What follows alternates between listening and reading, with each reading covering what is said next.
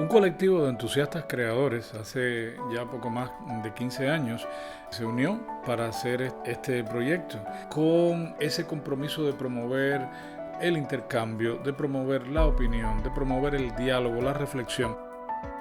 Este programa que preparamos hoy es un programa un poco atípico, puesto que lo que van a ver son momentos interesantes o momentos descollantes de toda la producción que hemos acumulado durante estos 15 años de existencia del Triángulo de la Confianza. Valga este homenaje no solo a todos los profesionales que han pasado por este programa, tanto los que han estado detrás de las cámaras, los que han estado pensándoselo, los que han estado apoyándolo desde el Canal Habana, pero también a todos aquellos profesionales y amigos, vecinos, pueblo en general, que de alguna manera ha prestado su piel con sus opiniones para que el Triángulo pudiera echar a andar.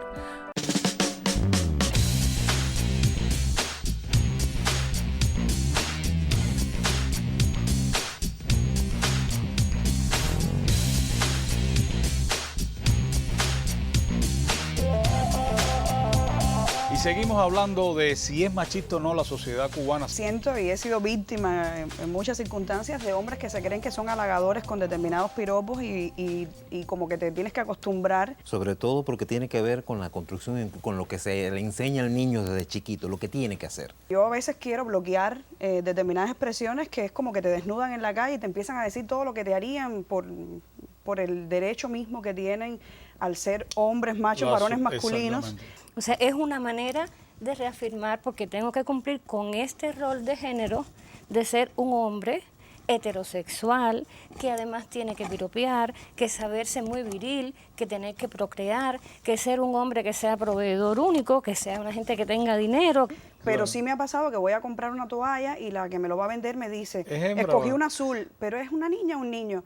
No, es una niña, una rosada. Una rosada, no se preocupe, que yo no tengo ese problema. Y también hay un prototipo de mujer que debe ser delicada, tierna, bonita, linda, sumisa. Sí, es más común que la violencia la violencia sea de hombres hacia mujeres. Y lo peor es que cuando es diferente, el mismo machismo, la misma sociedad o la misma forma de ser, no ¿La invisibiliza? La invisibiliza y muchas veces nadie se entera y queda todo opacado.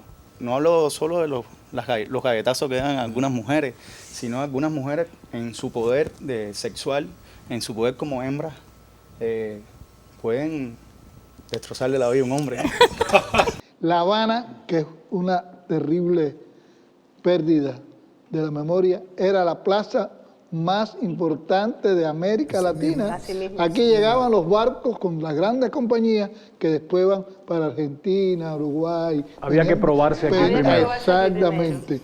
Mi gran inquietud ha sido dejar algo para el mañana, dejar que hayan jóvenes y artistas jóvenes de esta generación, que poder aglutinarlos, que haya algún tipo de mecanismo donde a través quizás de talleres, encuentros, conversatorios, podamos a estos jóvenes talentosos y que verdaderamente tengan la opción de poderles ya irle transmitiendo esos conocimientos, esa cantera, esas vivencias tremendas que hemos tenido a través de años, porque Cuba ha marcado estilos. Ustedes todos están en el tejido cultural de este país bien activos. ¿Hay un movimiento trovadoresco en este momento en nuestro país? Sí lo hay. Bueno, puede hablar ellos que están un poquito más por las provincias por ahí, pero sí lo hay. Explíquenmelo. Sí lo hay. También no, lo creo. Yo creo que no va a dejar de haberlo jamás. Que sea más visible o que sea menos visible, ya es en muchos que casos. esté más juntos, más imbricados, más o menos. Que sea más mediático. Que se vea. Sí, lo sé. Pero digo, incluso que estemos más integrados, menos integrados, que nos conozcamos, no nos conozcamos. Porque es que, ¿Cómo es la manera de integración? Mira, ¿tú sabes por qué se integra? Porque, a mí casi me tratan, ya todo el mundo es maestro, pero yo sé que el maestro que me hablan a mí cuando voy a una provincia. Y la comunicación entre un trovador que yo acabo de conocer en cualquier provincia, en Cienfuegos, en Villa Clara, es inmediata. Claro. Porque hay un código que no está establecido, quizás eso es una cosa que pudiera ser motivo de conversación hoy aquí, a lo mejor hasta lo digo y no tengo lo claro y tú lo descubres, lo puedes comentar. Hay como un código y sobre todo, no sé, en los que creo conservamos un poco la humildad de regreso a al inicio. Al origen. Al inicio, cuando estábamos con la guitarra así, todo sudado, así, entonces llegábamos a la casa del joven creador y cantábamos la canción y oíamos al otro. Quizás el fenómeno del aglutinamiento ya como que pasó porque se intentó hacer de manera oficial un movimiento de la nueva trova. Existe, creo, incluso todavía con la oficina que rige eso, ni tengo ni idea. Pero eso ya no existe. Ya no existe, no, pero bueno, estuvo mucho tiempo asociado a la Asociación Mano Sainz y eso aglutinaba un poco de manera formal, pero es que en los eso se convirtió. tienen una motivación tan fuerte del por qué están, o sea, de manera espontánea existe ese movimiento. Hay una hermandad muy grande. Claro Uno que puede sí. hacer una gira por toda Cuba quedándose en casa de tus amigos trovadores o no tan amigos, o trovadores incluso en Latinoamérica, en otros países. ¿Cómo no? Las personas que hacen canciones, hombres y mujeres que hacen canciones, algo los une para siempre. Los temas de conversación a veces son tremendamente aburridos porque están hablando de versos, de palabras para los demás. Te divierte hablar de cosas. Entonces, hay una hermandad muy grande. Los únicos problemas que pueden haber entre trovadores por mujeres y siempre se solucionan rápido por una canción, cuando la mujer decide, en una rumba. No estoy hablando en serio, estoy hablando en serio. Y que ella decida. En el género de la trova hay mucha más armonía, yo lo percibo así, que en otros géneros de la propia música cubana, donde también a lo mejor hay otro tipo de rivalidad. Son más cultos. Quiero evitar las comparaciones, me quiero quedar en la trova. Es un tema también donde las iglesias en esa diversidad tienen distintas posiciones, aunque la mayoría de las iglesias cristianas están en contra, por supuesto, en el sentido de que el basamento es que Dios es el dador de vida y nadie tiene derecho a quitar la vida o a quitarse la vida. Pero hay otras posiciones en relación con esto que analizan que el ser humano no es un ser biológico solamente, es un ser espiritual. Y es un ser social. Y entonces cuando ya lo que queda es lo biológico, entonces ya no es un ser humano en toda su dimensión como ser humano. Esa es la otra posición. Y es difícil, es realmente difícil. Yo me inclino hacia esta última, en el sentido, provengo de una tradición donde nosotros no asumimos o no le decimos a las personas qué es lo que tienen que hacer en nombre de la religión, en nombre de Dios, sino la tarea nuestra es acompañar a esa persona y la responsabilidad de cada uno de nosotros frente a Dios en relación con su vida y la vida de los demás. La mayoría de los médicos no están de acuerdo con la eutanasia. Sí apoyamos la limitación del esfuerzo terapéutico, que quizás a quien no tenga mucho conocimiento le puede parecer lo mismo, pero no para nada, porque no es lo mismo designar, implicar a una persona en el fin de tu vida a otra persona. Por ley vital, la persona mayor está más cerca de la muerte que una persona joven. Ya la persona mayor está más o menos preparada para un final. Pero ¿por qué el final tiene que ser terrible? ¿Por qué estar viviendo sin vivir? Porque el concepto de vivir no es ese al que yo me refiero. Yo me refiero al estar, pero sin estar. Y ese no lo quiere ningún mayor que de verdad tenga sentimiento, porque es muy sufrido que uno vea que no puede servir para nada. Yo creo que en mi experiencia, en la experiencia de todos nosotros, me he encontrado mujeres que me dicen que para nada soportan que las invadan porque las consideran una invasión a su territorio. Otras, sin embargo, se sienten halagadas, se sienten estimuladas, se sienten bien, o sea, mejoran su autoestima cuando son... Yo creo que homologar el piropo al halago, al acoso, es un poco, digamos, atrevido, ¿no? O sea, yo preferiría que existieran los límites y que la gente supiera que el piropo deviene acoso cuando es injuria, cuando es irrespeto, cuando no hay consentimiento, cuando a mí no me gusta y me lo siguen haciendo. Me han llamado a altas horas de la madrugada a tener conversaciones eróticas para que yo las escuche, o me han mandado fotos, mensajes con fotos también eróticas. De propuestas. De propuestas, y eso es acoso. Incluso han malinterpretado los semidesnudos que he tenido en algunas escenas de películas, en series, y así me han como evaluado, ¿no? Y así se han proyectado conmigo. en la calle precisamente por esos roles. El acoso sexual o hostigamiento existe en el escenario escolar, en el escenario laboral para obtener a veces favores sexuales, o sea, mejorar un puesto laboral, subir un salario, conceder un viaje. En las escuelas, por ejemplo, subir una calificación o otorgar un aprobado cuando no lo merece, a cambio de favores sexuales. Y es acoso también. Hay quien no entiende el acoso como un tipo de violación. Claro. Hay quien piensa que decirle algo a una persona por la calle o invadirla quizás hasta llegando al contacto físico, aunque sea muy leve, pues normal. Se trata de algo normal y no, también es una violación. Es una violación al espacio que es mío y no se ve, pero es mi espacio y no debe llegar. Es también un modo de agredir, aunque sea solamente verbal. Exacto. Nosotros, partiendo de que la religión yoruba la trajo el esclavo y que es parte de la cultura cubana. Nosotros vemos en todas las manifestaciones del arte y de la vida cotidiana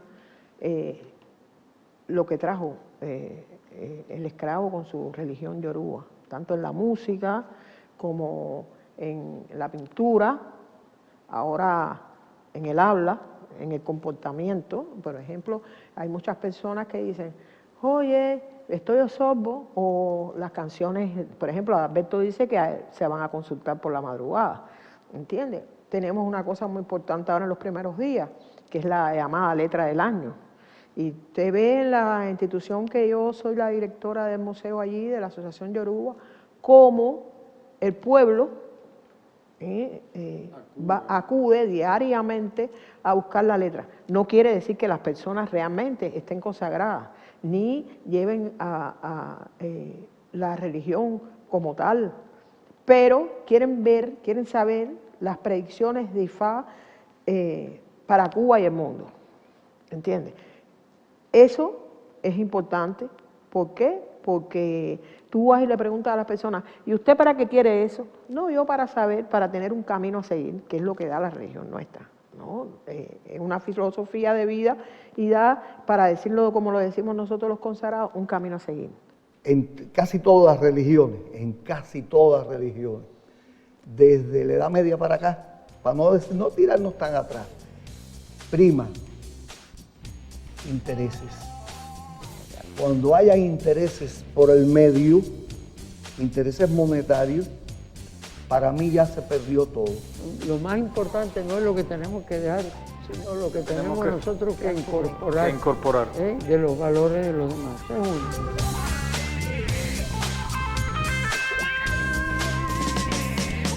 En mi familia está preocupada porque el niño no es masculino, el niño tenía 6 años. Por supuesto, cuando el niño fue al psicólogo, le dijeron a los padres, entren ustedes, y dicen, no, y el niño no tiene ningún problema. El problema lo tienen los padres. A las mujeres le han dado la responsabilidad de administrar la casa. En el mundo se dice, no solo en Cuba, administrar la miseria. Es decir, te dan el salario y tú tienes que garantizar todo. Y muchas veces se quejan de que no es suficiente lo que reciben en la casa, ¿no? Pero realmente las mujeres están teniendo una sobreexigencia en ese plano. Y eso, bueno, tiene que ver con una distancia con la vida cotidiana.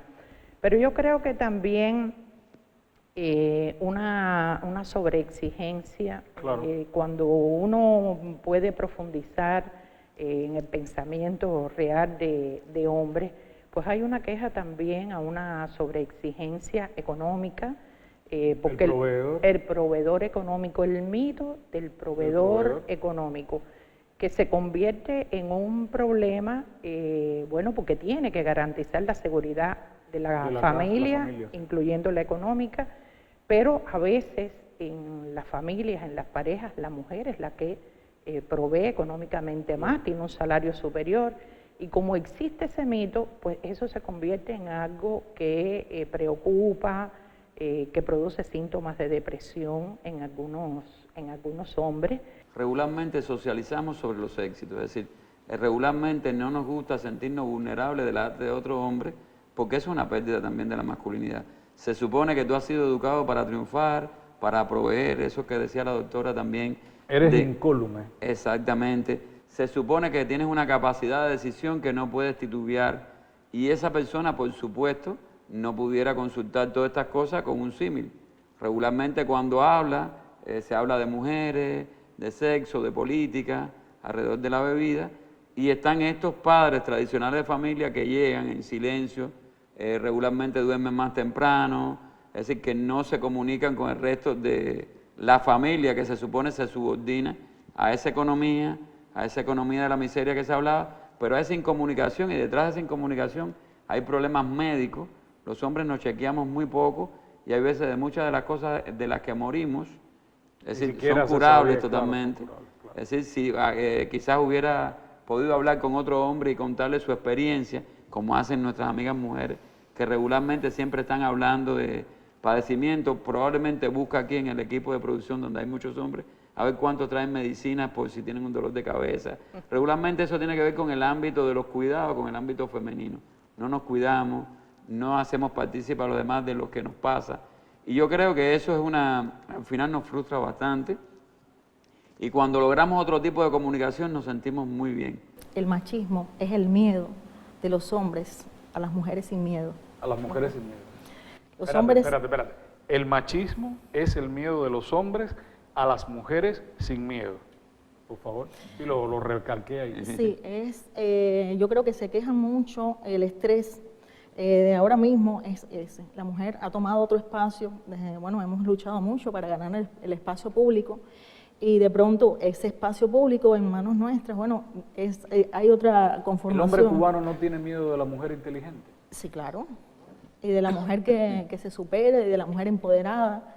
Claro, tiene miedo porque de pronto les rompen ese paradigma y ese estereotipo del hombre que aporta, el proveedor de la casa, el exitoso. El machismo de nosotros es estructural, está en todas las estructuras de nuestras organizaciones, de la propia cultura, de la educación, y por mucho que personas sigamos insistiendo, debatiendo, trabajando, siempre hay muchas personas que van a boicotear nuestro trabajo, quizás no lo hacen intencionadamente, pero lo ven como algo de locura, periférico, peregrino, aventurero, así nos han llamado. Y sobre todo cuando se trata... Loco, peregrino y aventurero, sí, mire usted. Que son estudios que realmente, pueden existir, pero realmente ustedes saben que esa no es la norma, no es siempre se alude a la cultura cubana es así. Y la identidad del cubano. La identidad del cubano. Pero la identidad no es algo que evoluciona, que cambia.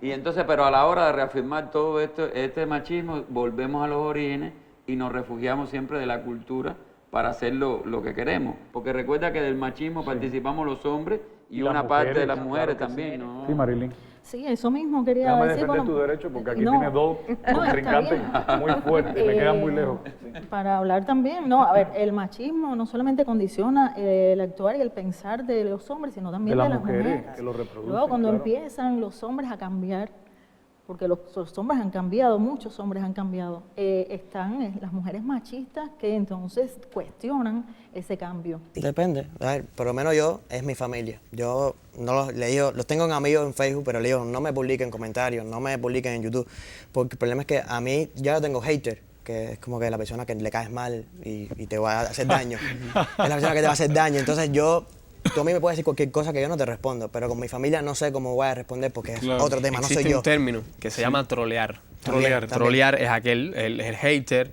el troll, que es aquella persona que está pendiente a tu contenido El troll todavía, perdona, es más divertido, porque el troll es para hacer chistes, pero el hater va a hacer daño. O sea, el hater puede decirte cosas muy, muy malas para tú sentirte mal. Yo me he sentido mal por comentarios de hater y he respondido igual, que es algo que, otra cosa que aconsejo, nunca respondan a un hater porque no vale la pena. Al principio más, porque al principio no estás preparado, nunca lo has visto. Entonces ya en este momento yo más bien me río a veces, porque a veces son comentarios bastante estúpidos porque no tienen conocimiento. Y yo hago un video sobre esta camisa y me hace un comentario sobre unos zapatos que tengo de atrás. No tiene nada que ver, o sea, si tú me haces una crítica constructiva, pues yo la leo y te la acepto y te puedo hasta responder, pero una crítica que no tenga nada que ver con el video, tú eres feo, no tiene nada que ver con un video, con lo que estoy haciendo, ¿entiendes? Entonces, a mí, si me vas a criticar, critícame sobre mi contenido, pero sobre mí no me digas nada porque yo no estoy haciendo un video sobre mí, sino sobre mi contenido.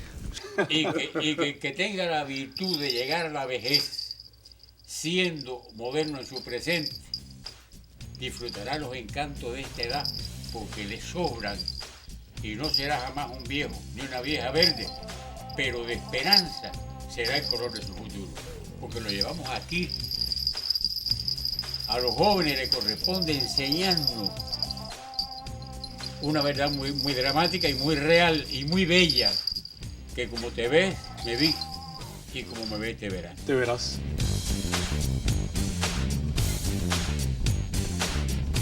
La crítica, yo creo que, pienso que el arte debe ser crítico, debe proponer una mirada sobre la sociedad crítica, contradictoria, conflictuada, porque esa es la función del arte según yo lo veo.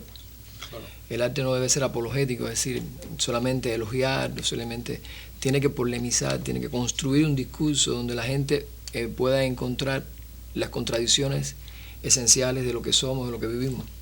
Es complicado porque requiere no solamente que tú lo logres hacer como artista, sino también que sea entendido y que pueda llegar realmente sin problemas a la sociedad. Está la autocensura, que sí existe, ¿no? En los condicionamientos, el contexto, el momento de hablar o no de un tema, la pertinencia, pero también, desde el punto de vista editorial y desde el punto de vista también de la recepción que sabes que va a tener, hay que ser muy arriesgado. La crítica vista como señalamiento, como criterio, como opinión, que no estamos acostumbrados. Yo creo que vivimos en una sociedad que nos gustan mucho las loas y los aplausos, y entonces a la hora de juzgarse, aunque sea con responsabilidad, con criterio, con algo triangulado, siempre levanta molestias, y qué pena, porque es cuando nos perdemos un diálogo horizontal, franco, a la hora de... Enjundioso. Exacto, siempre responsable, pero siempre valiente también, y yo creo que todavía nos falta, porque no hablo del entusiasmo de un recién graduado de periodismo que cree que será bandera o que tendrá más luces porque los reconozcan por evaluar y por cuestionar. No estoy hablando de ese entusiasmo inicial, estoy hablando de hacerlo con responsabilidad, el tiempo que lleve una investigación, la que necesitemos, de la que tengamos que debatir, siendo voces, ¿no?, de las sociedades, del pueblo, de los sectores, de los sujetos subalternos, de lo que sea necesario en la sociedad. La función fundamental del teatro, una de ellas, de las más importantes, es producir una catarsis en el público, que el público pueda purificar a través del conflicto, del dolor y de las heridas que ven en el escenario sus propios problemas y tener una nueva dimensión de ello. Lo que pasa es que con el arte, yo te decía un poco antes, que no produce nada real, porque el arte efectivamente no es un partido político ni tiene un poder de poder ejercer una plataforma real de resolver problemas. En la realidad, el arte produce una resonancia interior, amplía la complejidad con la que percibimos ciertos problemas de la realidad y de nosotros mismos, amplía y complejiza el comportamiento de lo que somos. Aceptamos cosas que en la vida no aceptamos. Por ejemplo, las personas que pueden ser homofóbicas, cuando se enfrentan a una historia que presenta de un modo complejo y profundo el tema de la homosexualidad, salen aceptándolo y entendiéndolo. Quizás no lo resuelvan en la realidad, porque no tengan las armas para hacerlo, pero sí tienen una percepción nueva. A ver, a mí me da la impresión que a nivel de reunión, de coincidir un grupo de personas, de cubanos, cubanas, sí se vuelve una especie de catarsis.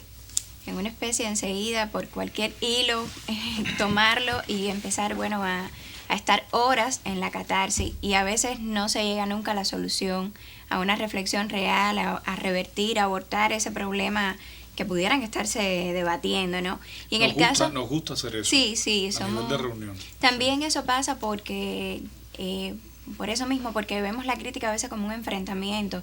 Si no lo viéramos como un diálogo directo, fuera mejor.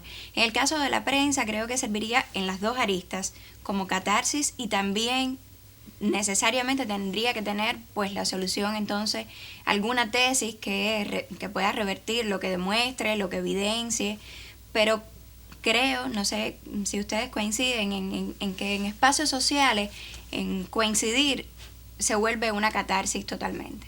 Hay temas que no tienen por qué ser censurados, no tienen por qué ser coartados. Las propias autoridades políticas de nuestro país están constantemente hablando de tomar el toro por las astas, de abordar los problemas, de eliminar el secretismo. Sin embargo, en la práctica vemos que no, y en algún eslabón de la cadena eso se pierde, y entonces un tema que pudo abordarse y que pudo tener una incidencia social muy positiva justamente con el abordaje, no se logra por el silencio, el secretismo o las medias tintas. Yo creo que el ser humano siempre puede, desde la introspección, pensar que todo lo que va a lograr siempre viene desde dentro y que lo que desde el exterior viene facilita, pero no determina. Todo depende de nosotros mismos, depende de nuestra propia decisión personal, de nuestra perseverancia, de nuestro esfuerzo, de nuestra dedicación y sobre todo de nuestra decisión. De ahí parte de ese propio proceso de introspección y elegir ser feliz independientemente de lo que esté pasando, aunque estemos pasando situaciones difíciles. Claro. Motivaciones para seguir adelante por ti mismo, por tu familia, por tu entorno, por la gente que tú quieres y te quieren, y siempre hay algo que hacer para que eso suceda. Todo está dentro, que tiene que ver con lo que han dicho todos ustedes, porque hay quien lo siente y tiene un propósito de seguir hacia adelante y buscar el amor en la gente y ser la verdad y no juzgar mal a nadie, porque Martí lo dijo, los seres humanos somos como el sol que tiene manchas, los agradecidos ven la luz, los desagradecidos ven las manchas. Entonces cada vez que hay un caso X de gente que amamos y que son manchados, yo me voy a la luz y eso me satisface.